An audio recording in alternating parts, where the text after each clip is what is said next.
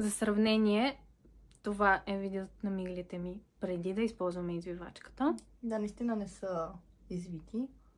Започваме като поставяме извивачката в корена на миглите и задържаме около 7 и 10 секунди, като аз обичам да я прокарвам и по целите мигли за по-голям ефект.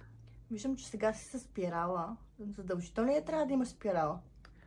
Може да се използва както с спирала, така и без.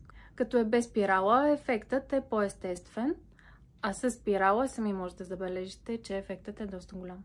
Сега ще направим и другото око. Отново започваме от корена. Пари ли? Има ли дискомфорт, докато я използваш? По никакъв начин не усещаш дискомфорт или някакво парене. Много е безопасна за използване. Да, наистина се вижда ефект. Абсолютно. Аз ти казвам, това е един от любимите ми продукти.